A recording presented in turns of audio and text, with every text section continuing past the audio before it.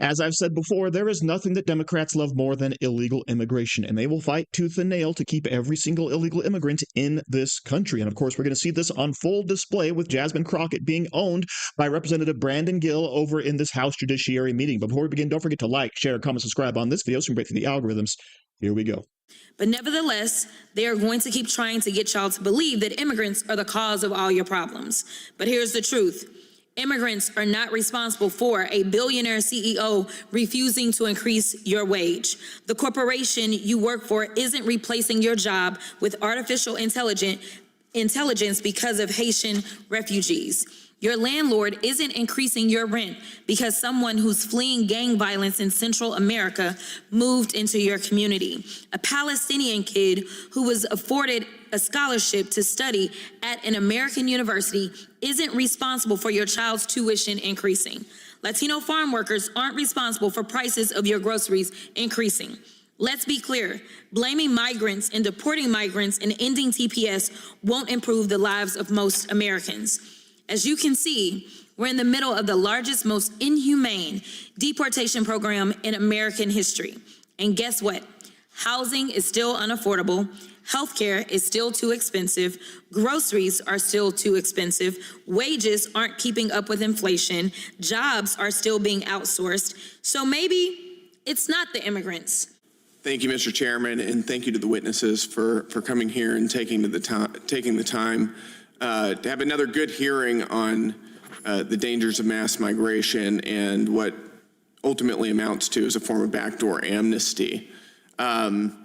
Just a second ago, we were hearing from our colleagues on the other side of the aisle talking about the benefits of a TPS system for communities all over the globe, and I think that we need to recenter our conversation and ask what type of immigration system benefits the American people. We hear a lot about, and we've heard in the news recently about the number of Afghanis, for instance, who have come into the United States under TPS or other various forms. And I think the question is that we need to ask is, how does that benefit our people? How does it benefit American citizens to bring people in from a part of the globe that is the most backward, perhaps the most backward part of the globe, an area where pederastic is considered culturally acceptable, where women are chattel? How does it benefit American citizens to bring these people into our country? We got to ask the same question about other unassimilable aliens who are coming into America. Do we really have an obligation to throw away our cultural inheritance in order to promote some sort of globalist open borders agenda? That is insane. We need to be looking out for our people and not for the rest of the globe. But with that said, happy to jump into questions here. Mr. Fishman, thank you for your testimony earlier. You talked about the legislative history of the TPS program, how the author of the bill establishing it claimed a substantial majority will return voluntarily. And this bill, according to them, provides a mechanism to ensure this result. Has that turned out to be the case? That has not been turned out to be the case in large measure because in most instances, TPS has just been extended for years, if not decades, so there's never any occasion to test it. Right. But when there was an occasion to test it, Chairman Smith, back in the 1999 hearing, asked the General Counsel of the Immigration and Naturalization Service, do you have any data on how many people actually returned when their TPS status went away? How many people you removed if they didn't voluntarily return? The answer was, oh, I have no idea, we don't track that. Right, right. TPS was intended to be temporary, at least ostensibly. But we had a 25-year TPS status for Honduras since 1999 due to a hurricane. Similarly, El Salvador was initially designated in March 2001 based on a series of earthquakes. The current administration terminated TPS for Honduras. We still have that status for El Salvador. Right now, I got another question for you, Mr. Fishman. The statute that you mentioned earlier clearly states, quote, there is no judicial review with respect to the designation or termination or extension of a designation of a foreign state. Despite that, we frequently see that open border groups sue to stop the Trump administration from terminating TPS designation, including those that have been issued decades ago. I'm curious if you have any thoughts as to why they've been filing these lawsuits. Well, they clearly are filing the lawsuits in order to frustrate the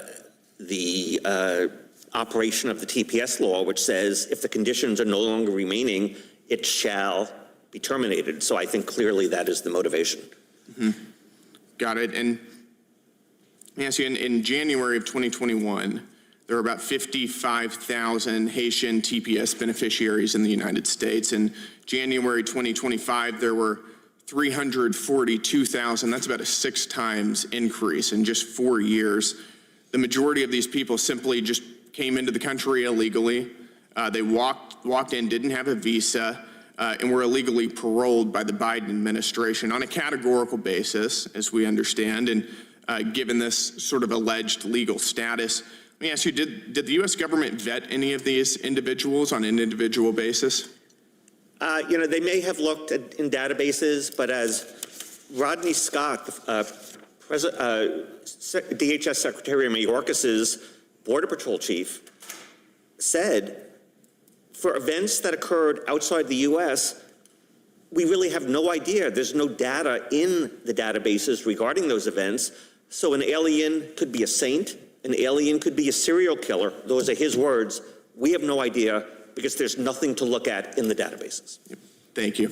So the topic here is temporary protected status. People allowed to come into this nation because their country is currently at war or experiencing some type of natural disaster, etc. Okay? And the design of this program was for them to come in, stay for a little bit, and go back. But of course, the problem pointed out here by Mr. Fishman is that that doesn't happen. All that happens is we keep extending the TPS for years or decades, and no one leaves, no one gets deported. But let's go ahead and backtrack to the beginning of this with Jasmine Crockett, because of course she's out there making the claim that all of these people deserve to be here, deserve to stay, deserve to build their new lives simply because their original country is a crap hole country. And of course, the simple act of them being here has no detrimental effect whatsoever on America, the citizens, or its economy. Okay, because as she says, guess what? Wages are not being suppressed because of illegal immigrants, because of the refugees, because of the TPS program. And by the way, I'm going to use the term illegal immigrant and TPS recipient in tandem with each other because a lot of these people have been granted status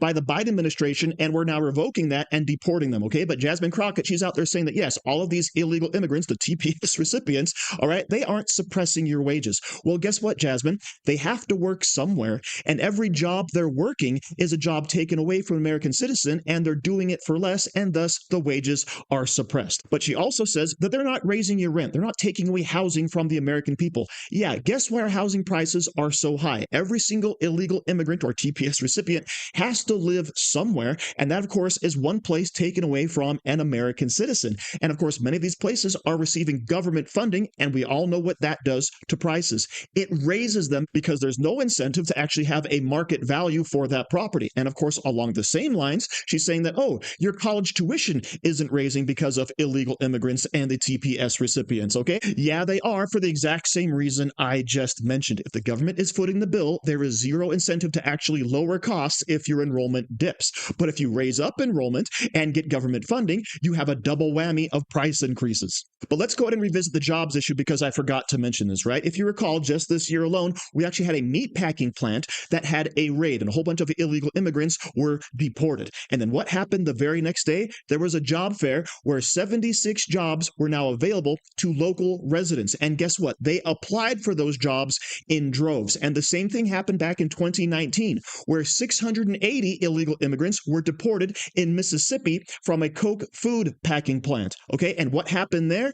A whole bunch of locals came out and applied in force, most of which were black. All right, so there are a bunch of jobs being taken by illegal immigrants, and Americans are willing to work those jobs, provided, of course, there is a fair wage being offered, as opposed to the slave wages often given to the illegal immigrants. But of course, the Democrats never want to mention that aspect. Okay, but here's something that Brandon Gill was talking about. What is the benefit? What are these people actually bringing to our country? Okay, because I am not anti-immigration, I'm anti-illegal immigration. And of course, I also believe that we should have caps and low numbers so people can assimilate into this country. Okay, but what's the net benefit they're bringing? And of course, there is none with the current crops that we have been getting, with this blind amnesty essentially that Joe Biden offered to everyone through the TPS program. And of course, the numbers bear this out because the Democrats always say, oh, illegal immigrants pay taxes, right? They're contributing to our society. And of course, never mind the fact a lot of their wages aren't even spent in this country.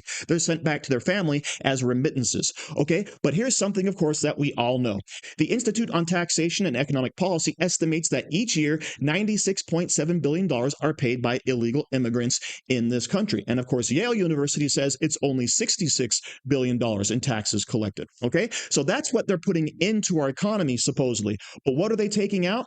150 to 451 billion annually. All right, that's a net loss of over 50 billion to over 300 billion. Right, so no matter how you look at it, it's a drain on our society. But of course, what makes all of this even worse is that we are bringing in people from the most backwards places you could possibly imagine. As Brandon Gill said, there's a whole bunch of people coming in from different parts of the world that do not share our culture, whose beliefs are so backwards, there's no way they could ever assimilate. And of course, this is what we're actually seeing in Britain, which just became the capital of the world, right? It used to be Sweden, but I guess Britain said, hold my ale, as we let in even more and more illegal immigrants. And of course, we don't want to repeat that problem here. But people like Jasmine Crockett are going to welcome everyone with open arms, no matter who they are, no matter what they've done, no matter where they come from. Many of which, of course, we can't even vet because there are no databases in these crap hole countries that they come from. So thank you very much for watching. Don't forget to like, share, comment, subscribe, and say hi to your mom for me.